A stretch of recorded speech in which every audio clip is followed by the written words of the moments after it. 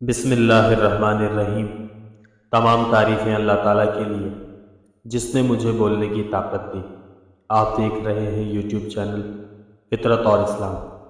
دوستو، اگر آپ ہمارے چینل پہ نئے ہیں تو چینل کو سبسکرائب کر لیں تاکہ ہر نئی آنے والی ویڈیو آپ تک آسانی سے پہنچ سکے۔ چلتے ہیں آج کے موضوع کی طرف۔ آج کا موضوع ہے بسم اللہ کی حقیقت۔ دوستو، حدیث میں آتا ہے، اللہ کے رسول صلی اللہ علیہ وسلم نے فرمایا، کوئی بھی کام جو بسم اللہ کہے بغیر شروع کیا جائے وہ ناقص ہے، بے برکتی ہے۔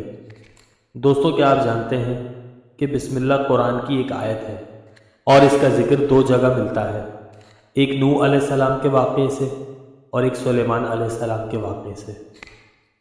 عام طور پہ کوئی بھی کام شروع کیا جائے تو ہم سب بسم اللہ ضرور پڑھتے ہیں۔ مثلاً کھانا کھانے سے پہلے، پانی پینے سے پہلے بسم اللہ ضرور بولتے ہیں۔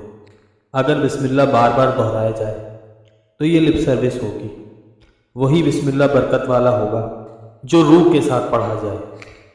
مثلاً لوگ کھانا کھاتے ہیں اور پلیٹ میں کچھ نہ کچھ چھوڑ دیتے ہیں، یہ بسم اللہ کی روح کے خلاف ہے، کیونکہ بسم اللہ پڑھ کے ہم اقرار کرتے ہیں کہ یہ کھانا اللہ کی رحمت ہے اور بہت بڑی نعمت ہے۔ اگر آپ کچھ کھانا پلیٹ میں چھوڑ دیں تو یہ بسم اللہ کی روح کے خلاف ہے۔ دوستو، اگر آپ کھانا کھانے سے پہلے بسم اللہ پڑھ لیں اس کی روح کے ساتھ تو آپ کھانا چھوڑ نہیں سکتے، یعنی بچا نہیں سکتے، اور اگر آپ چھوڑیں تو یہ اللہ کی نعمت کی بے قدری ہوگی۔ دوستو، ایک طرف آپ پانی کو اللہ کی رحمت سمجھیں اور پانی کو اللہ کی نعمت سمجھیں اور اس کو چھوڑ دیں یا ضائع کر دیں تو یہ اللہ کی نعمت کی بے قدری ہوگی۔ جب انسان اللہ کی نعمت کی ناقدری کرے تو اس میں برکت نہیں ہو سکتی۔ آپ اگر چاہتے ہیں کہ برکت ہو تو کچھ بھی نہ چھوڑیں۔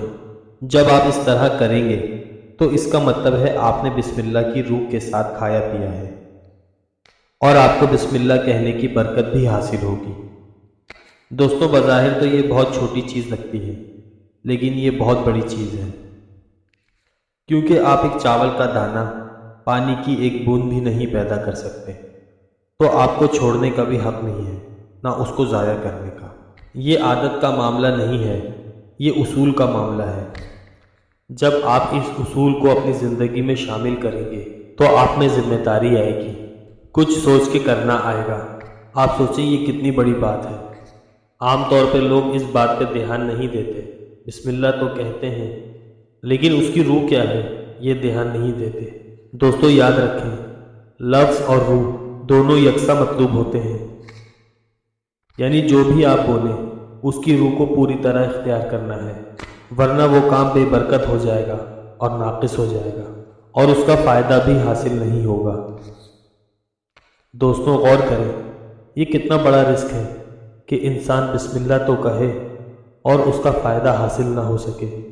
اس معاملے میں انسان کو چاہیے کہ بہت زیادہ دھیان دے کہ آپ کوئی بھی کلمہ ادا کریں تو پورے شعور کے ساتھ ادا کریں، بے شعوری کے ساتھ نہیں۔ یعنی جب آپ شعور کے ساتھ یہ کلمہ کہیں تو آپ کا دل، آپ کا دماغ، آپ کی روح اس کے ساتھ ہو پوری طرح اور آپ کی زندگی میں شامل ہو جائے۔